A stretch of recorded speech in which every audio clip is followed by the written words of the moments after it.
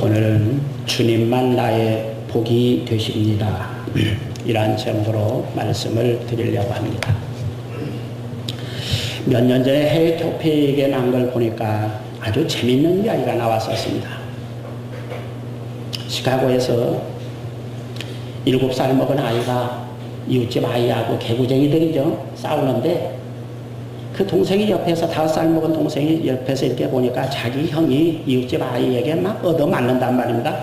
그러니까 아주 그냥 큰 돌멩이를 가지고 이웃집 아이의 머리통을 바싹 깨버렸어요. 그래가지고 난리가 났습니다. 그래서 자기 부모가 그 이웃집 아이, 머리통이 깨진 이웃집 아이 부모에게 가서 손이 발이 되도록 빌고 또 아이를 데리고 가서 또 병원에 가서 입원시키고 치료비를 하고 얼마나 난리가 났는지 모르겠어요. 집에 돌아와가지고 아들 형제를 모아놓고 그 어머니가 아주 대단하게 꾸중을 했습니다. 그랬더니 그 아이들이 그 자식이 잘못했는데 왜 엄마가 우리만 꾸중하냐 이거야. 기분 나쁘게. 엄마 우리 엄마 맞아? 친엄마? 그래 놓고는 편지를 써놓고 친엄마가 우리 엄마가 친엄마가 아닌 것 같으니까 우리 가출을 했다. 그러고는 형제가 아주 작당을 해서 집을 나가버렸다. 그러니까 또 이제 난리가 났어요. 집에 이놈들이 어디로 갔나 그래가지고 뭐 이웃집 아이 돌멩이로 머리통을 깰 놈들이니까 이놈들이 보통 놈들 아니단 말이에요. 그래서 막 여기저기 찾아다니는데 보니까 옷도 몇 가지 말이에요. 챙겨가지고 가고 또 냉장고에서 그 소고기 통조림도 한 10강 뭐 이렇게 챙겨가지고 가니까 이놈들이 아주 계획적으로 이제 7살, 5살 먹은 놈들이 계획적으로 가출을 한 거예요. 그러니 뭐 이것도 껴냐. 그래서 경찰서에다 신고를 하고 막 찾다가 지쳐서 찾다 지쳐가지고 밤늦게까지 찾다가 내일 찾자고. 그리고 집에 와서 잠깐 잠이 들었는데 부엌에서 저 주방에서 부스럭거리는 소리가 난단 말이에요. 야, 또 도둑이 들었단 말이에요. 그래가지고 몽둥이를 들고 사람 가보니까 이 쪼그리기 두 놈들이 막 부엌을 주방을 뒤지고 있더라고요. 그래서 한숨으로 한편으로 안심도 되고 한편으로는 막 기가 막혀가지고 이놈들 잡아다가 놓고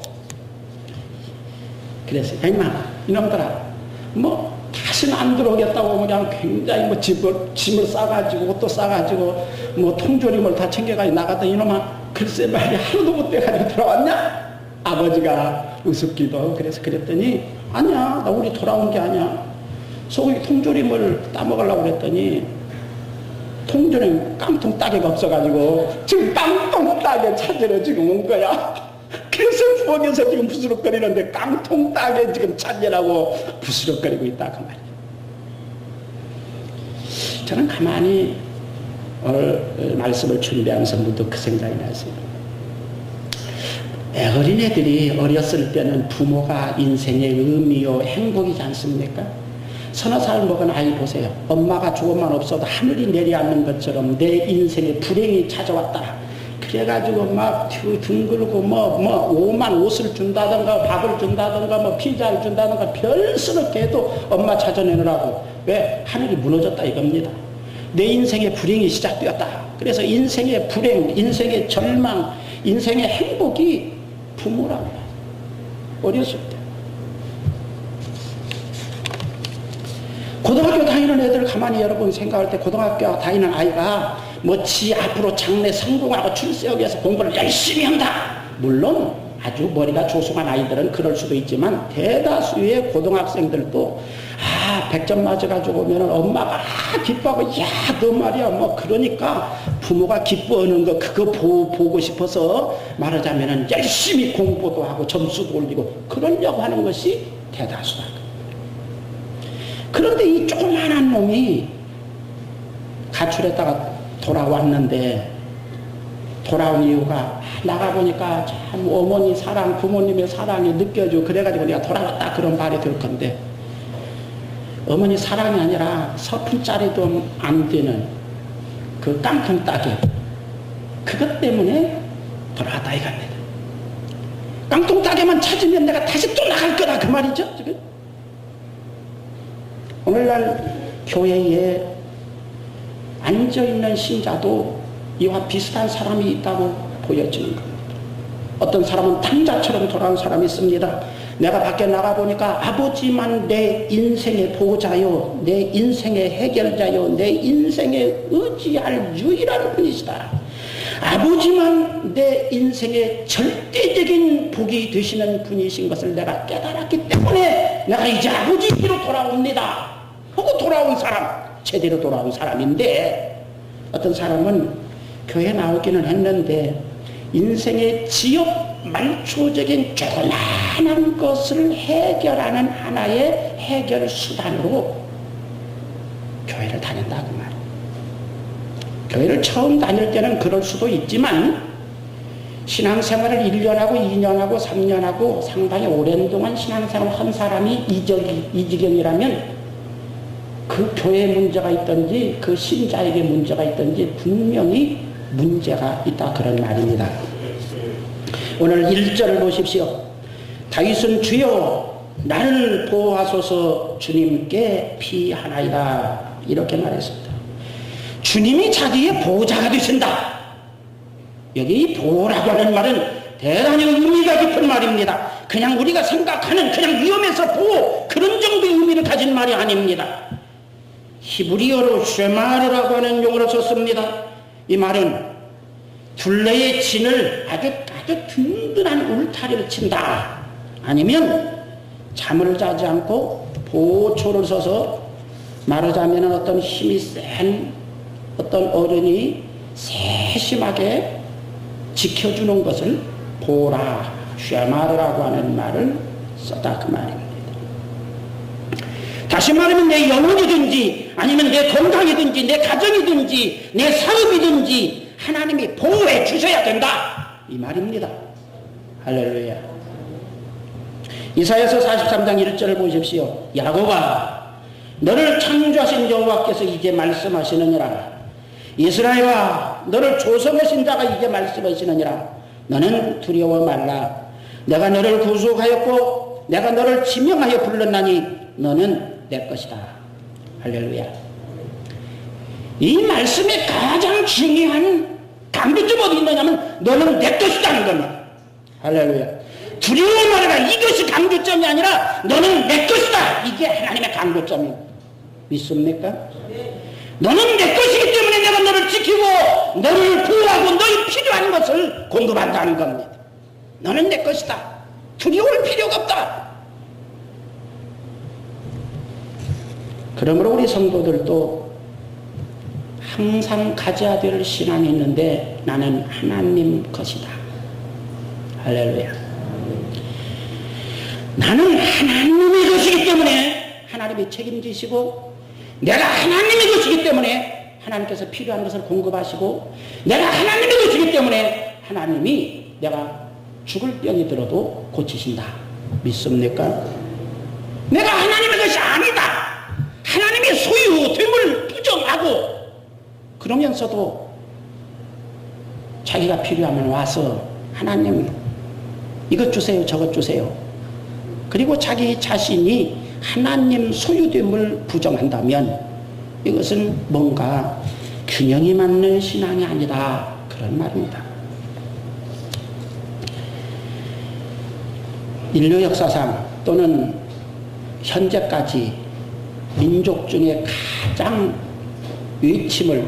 외부로부터 침략을 많이 받은 민족이 이스라엘 민족입니다. 우리나라도 많이 침략을 받았지만 이스라엘 민족이에요. 그러다 보니까 언제 어느 때 어디서 죽을런지도 모른다. 달마다 전쟁이 일어나면, 여러분 우리나라 6.25 우리 겪은 세대도 있지만 6.25 같은 전쟁이 일어나면 언제 어떻게 어디서 어떻게 죽을런지 알 수 없고, 또 먹고 사는 의식주 문제도 굉장히 위협을 당하게 되는 겁니다. 그래서 그들의 인사말은 샬롬입니다. 샬롬, 하나님이 평강을 주셔야 된다. 우리나라도 그와 비슷한 인사를 했어요. 우리나라도 세계 역사에서 이스라엘에 못지않게 전쟁을 겪은 나라이기 때문에 밤새 안녕하십니까? 요즘 그런 인사 안 하죠. 그 다음에는 진지 잡수셨시오? 충청도. 근데 요즘은 진지잡수했어요. 그런 인사도 또 안 오는 것 같아요. 좋은 날, 어쩌고저쩌고 그런 인사를 하는 것 같더라고요. 밤새 안녕하셨습니까? 인사는 병자울한테 생겨난 인사라고 그래요. 그 중국의 오랑캐 떼놈이라고 그랬죠. 떼놈. 그놈들이 우리나라 와가지고 말이지, 밤만 되면은 그냥 무법청주로 휘젓고 다니면서 이웃집 김씨 아줌마도 데려다가 강간하고, 또 하룻밤 지내면 그냥 또 이웃집 박씨 어머니 늙은 아줌마도 끌어다가 강간하고, 또 그래가지고 또 항의하고 그러면 그냥 남자는 그냥 개를 죽이듯이 잡듯이 그냥 때려 죽이고 그냥 마구 죽이고 말이지. 그래서 밤이 무서운 세상이 되고, 밤 지나고 아침에 일어나면은 아무개가 무슨 일을 당했다, 아무개가 죽었다, 맞아서 병신이 되었다 이러니까 밤새 안녕하셨느냐 이런 인사가 나오게 되었다. 그런 이야기가 있었는데, 그런데 우리나라에 밤새 안녕하셨습니까? 그 인사하고 이스라엘의 샬롬하고는 큰 차이가 있습니다. 무슨 차이가 있느냐? 우리나라에 안녕하셨습니까? 인사는 지난 밤에 아주 그냥 피해 다니고 요령을 부리고 잘 눈치 있게 처신해서 위기를 잘 지냈느냐 그런 뜻이고, 이스라엘에서 샬롬은 지난 밤에 하나님께서 지켜주셔서, 하나님이 보호해 주셔서 별일 없이 평안했느냐 그런 차이가 있다 이 말이에요. 그래서 샬롬의 주성분은 하나님의 은혜입니다. 할렐루야. 하나님의 은혜, 하나님의 은혜로 평안하느냐, 그 은혜 속에는 지켜주시는 것하고 그 다음에 보호가 그 샬롬 속에 있단 말이에요. 그래서 오늘 다윗은 하나님이 나를 지키시는 분이시고 보호해 주시는 분이시다, 이렇게 신앙을 고백하고 있는 것입니다. 이런 신앙이 저와 여러분의 신앙이 되기를 주의 이름으로 축원합니다. 시편 127편 2절에 보면 사랑하는 자에게 잠을 주시는도다 이런 말씀이 나옵니다. 시편 127편 1절은 이렇게 되었습니다. 여호와께서 집을 세우지 아니하시면 열심히 눈을 부릅뜨고 막 저축하고 그래가지고 집을 짓고 사고 그런다고 할지라도 그것이 헛되고, 여호와께서 성을 지키지 아니하시면, 다시 말하면 나라를 지켜주시지 아니하시면 군인들이 눈을 부릅뜨고 파수를 쓰고 보초를 써도 파수꾼의 경성함이 헛되다. 그러므로 여호와께서 사랑하는 자에게 잠을 주신다, 이런 말씀입니다. 그런데 근래에 성경 언어를 연구하는 학자들 중에는 이 성경이 조금 미흡한 번역이다, 여기서 사랑하는 자에게 잠을 주시는도다 이렇게 번역이 되는 것이 아니고, 사랑하는 자에게는 잠을 주는 동안도 주시는도다 이렇게 번역해야 된단 말이에요. 그래서 1절에 연결시키면은 하나님께 사랑을 받는 자에게는 잠을 자는 동안도 집을 세워주시고, 하나님께 사랑받는 사람에게는 잠을 자는 동안도 성을 지켜주시기 때문에 온전하고 평안하다. 할렐루야. 그러니까 우리가 잠을 한다고 열심히 노력하고 땀 흘려서 일하는 거 이거 좋은 일입니다. 기독교에 있어서 근면성실을 강조합니다. 그러나 그것이 전부가 아니다. 잠을 한다고 열심히 노력하고 땀 흘려서 아무리 노력할지라도 하나님이 축복하시지 아니하면 헛되다. 내가 열심히 노력하고 땀 흘려 이것도 저것도 하지만 어떻게 밤에 잠도 안 자고 1년 12달 60평생 70평생 계속해서 어떻게 그렇게 하겠어요. 그래서 내가 피곤해서 잠을 잘지라도 잠자는 동안도 하나님께서 일하신다. 워터루 전쟁에서 나폴레옹이 패전한 것은 지난밤에 아주 작전회의를 늦게까지 하다가 아주 잠을 못 자가지고 중요한 그 명령을 내릴 때 깜빡 졸았는데, 우리는 깜빡 졸 때 깜빡 이렇게 느끼면 그렇지만 어떤 때는 그냥 2, 3분이 될 때도 있다. 그래가지고 중요한 명령을 내릴 것을 명령을 내리지 못했기 때문에 순간 포착을 못해서 말하자면 도로 전쟁에서 패전했다. 그런 이야기도 있어요. 말하자면 내가 최선을 다하는 거 중요하지만 내가 깜빡 2, 3분이라도 자지 아니하면 안 될 만큼 우리는 연약한 육체를 가지고 있기 때문에 내가 잠깐 잠자는 그동안이라도 하나님께서 지켜주셔야 집도 세워지고 나라 국경도 38선도 지켜진다. 이런 의미로 사랑하는 자에게는 잠을 자는 동안도 주시는도다. 이렇게 번역해야 된다. 그렇게 말했습니다. 여러분, 농부가 열심히 일해서 농사가 잘 되는 것 같지만 농부가 집에 방에 와서 잠자는 동안 하나님이 그 곡식이 자라게 하십니다. 할렐루야. 우리 아이를 열심히 돌보고 먹을 거 먹여서 잘 이렇게 하지만 그놈이 잠자는데 새끈새끈 잠자고 나도 해라. 엊그제 누가 말씀하시는데 아이 볼 때 잘 보는 방법은 아이가 잠잘 때 아이는 잠자야 된다고 그래 같이. 그래야지 아이 깨면 또 바쁘니까 그놈 쫓아다니는 게 힘드니까 아이가 잠들었다면 아이는 잠을 보는 사람도 잠들어야 된다. 그러시다고 해서 저 그 말 듣고 참 그거 참 아주 삶의 지혜다. 제가 가르쳐 드리니까 애기 키우는 분은 그렇게 하십시오. 그렇게 얼른 잠자도 잠자는 동안 아이가 자란다 그 말이에요. 할렐루야.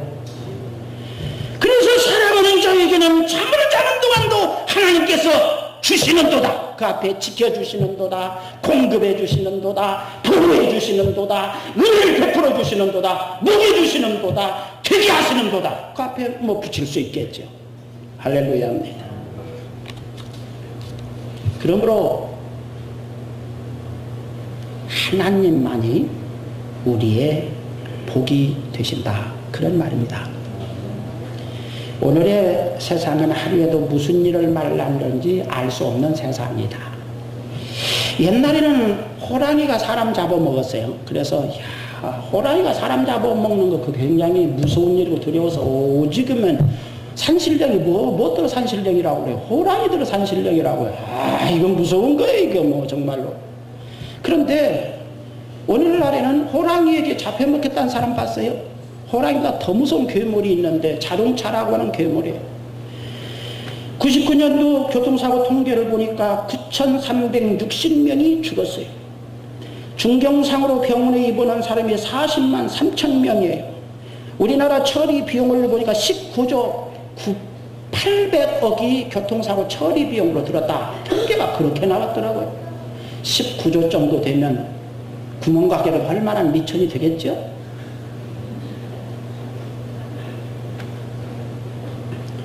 몇 년 전에 다이아나 영국 황태자비가 교통사고로 죽었어요. 그런데 기사를 보니까 그가 탄 자동차는 벤츠 스페셜 에디션이라고 하는 자동차인데 세계의 주문 생산에서 특별 주문 생산에서 100대도 안 될 만큼 특별한 차량이에요. 말하자면은 저격을 해도 기관총을 막 쏴도 그냥 막 달리면은 펑크도 안 나고 펑크 나도 그냥 뭐 총을 맞아도 유리도 안 끼고 그럴 만한 대단한 자동차다 그 말이에요. 그런데 그 운전한 사람도 누구냐면 세계의 VIP만 운전하는 그 경호 재미에서 호신술 이런 것이 뛰어나고 순발력이 뛰어나고 아주 그 말하자면 저격을 당해도 자동차를 몰고 탈출하는데 그 주인을 아무런 해를 당하지 않도록 탈출시키는 007이나 나오는 그런 전문 경호 교육을 받은 운전자가 운전을 했다 그래요. 그런데 그런 차를 타고 그런 운전자가 운전했는데 교통사고로 죽었다 그 말이에요. 말도 안 되죠? 우리는 고물자동차나 한번 추돌 하면은 주의자처럼 바짝 쭈그러지는 티코를 타고도 그냥 운전면허 탄 그 다음 날 그냥 대담하게 몰고 길거리를 누비고 다녀도 그런 사고 안 나고 지금까지 사네. 무슨 때문입니까? 내가 운전 너무나 잘해서. 그 스페셜 에디션이라는 차값이 안산 시가로 말하면 서민 아파트 20채 정도 되는 값에 해당한다. 얼마나 대단한 참내가. 그런 차를 타고도 그냥 죽었다는데, 우리는 말이죠. 티코 같은 그런 차, 공물차 이런 거 타고도 그냥 운전면허 따자마자 그냥. 요즘 우리 아들놈이 그렇다니까요. 타고 다니는데요. 그냥 강원도로 갔다 왔다니 내가 겁이 나가지고 말이지. 운전하고 다니는 놈은 발 뻗고 다니는데 집에 있는 애비는 믿음이 없어가지고 발이 안 뻗어진단 말이야. 운전면허 따는데 차를 모르고 글쎄 말이지. 과감하게 그냥 추풍령 어디 거기 진부력을 넘어서 그냥 대관령을 넘어서 해야 되겠지.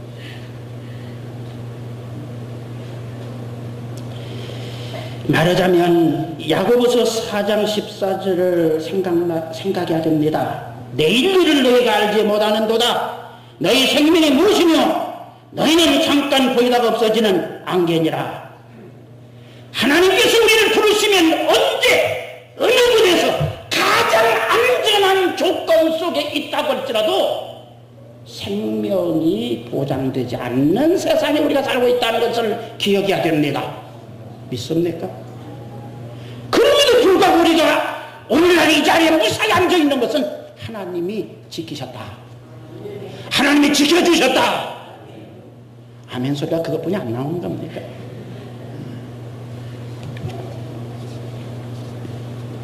아버지와 아들이 목사인 어느 가정에, 미국에 가정에서 아버지는 저쪽 교회 가서 저쪽 건너 도시에 가서 목회하고 아들은 또 저쪽 건너 도시에 가서 목회를 하는데 하루 저녁에 밤늦게까지 아들 목사가 안 돌아오는 거예요. 1시, 2시까지. 그래서 이 사람이 왜 이렇게 안 오나 그랬더니 한 2시쯤 흘러볼 때 이제 왔는데요. 2시가 되어가지고 왔어요.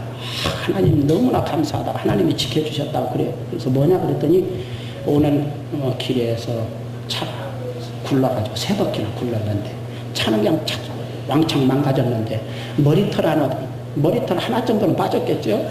그런데 머리털 하나도 안 상했다. 하나님이 지켜주셨다. 너무 감사하다. 감사하대요. 이렇게 기다리면서 성경을 보고 계시던 아버지가 야 나는 너보다 더 감사하다. 하나님이 더 지켜주셨다. 그러니까 아버지도 굴러시오? 아마 자기는 세 바퀴 굴렀나, 아버지는 너네 바퀴 굴렀나? 그랬더니 안 굴렀다. 나는 교회에서 신자들하고 예배 다 마치고 차도 마시고 기쁨에 대화도 나누고 무사히 내가 잘 왔다. 그런데 왜 그래요? 야 이놈아, 사고 난 것보다 안 난 것이 지켜주신 것이지. 믿습니까? 믿습니까?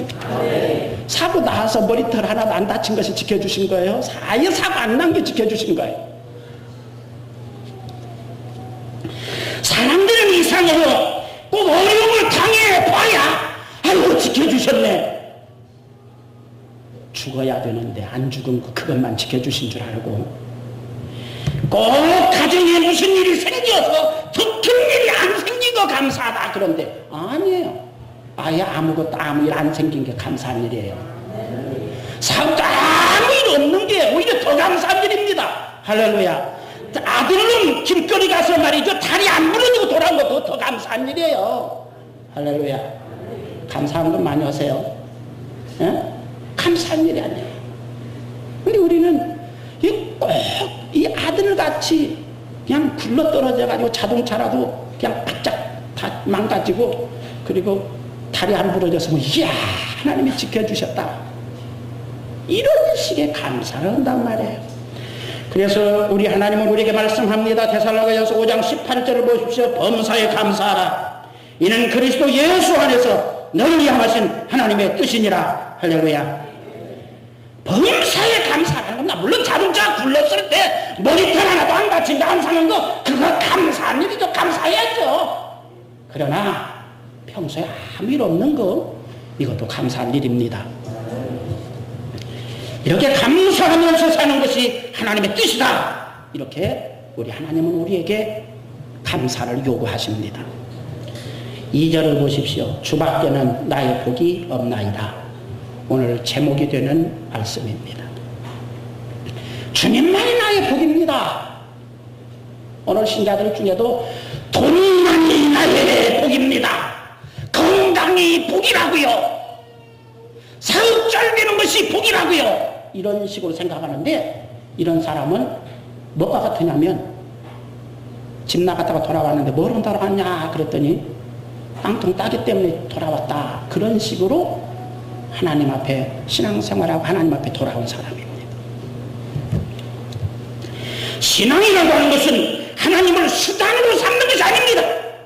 하나님을 수단으로 삼을 때 이미 그것은 바른 신앙이 아닙니다.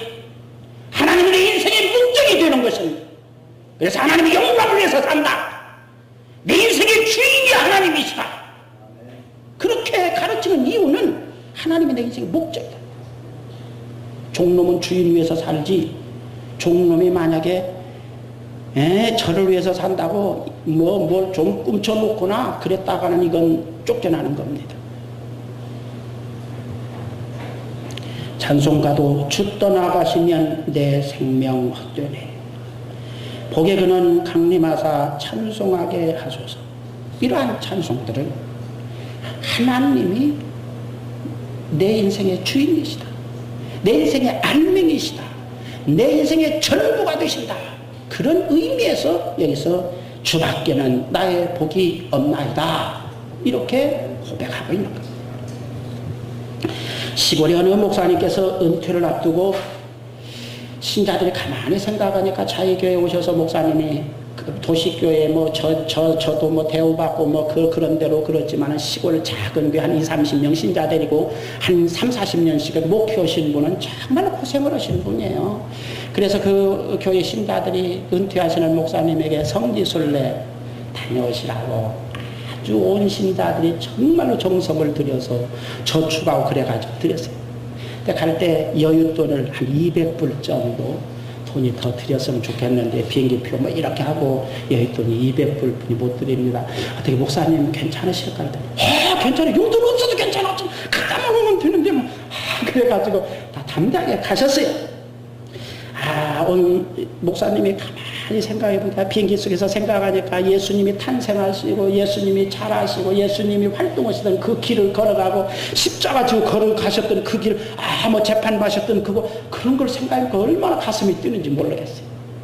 가가지고 성지순례 딱 하는데 예수님이 딱 걸으셨던 해변을 쫙 걸으면서 쫙 이렇게 하는데요. 어떤 어부가 딱 와가지고 선생님, 성지순례 오셨구만요. 자기가요, 예수님의 무리로 걸으셨던데요. 자기가요. 그 말을 듣는 순간 정말 가보고 싶지 않겠어요. 그래서, 그래요? 야, 제가 1불만 내면 모시고 갈 수 있는데. 그래요? 1불, 아무리 돈이 없어도 그까지 1불 아끼려고 거기를 안 가보겠어요. 1불을 주면서 나 좀 거기 좀 데려다가. 거기 가서 딱 보면서 하나님 앞에 예수님께 하나님께 기도를 합니다. 감격스러워서 베드로가 어디쯤에서 빠졌을까? 이런 생각을 하면서 딱 다 보고는 감사 기도를 하고는 이제 갑시다 그랬더니 선생님 갈 때도 돈 내야 되는데요. 갈 때는 100불이에요. 이 사람아 그게 무슨 말인가 그랬더니 기차도 갈 때 기차표하고 올 때 차표 싸게 그러잖아요.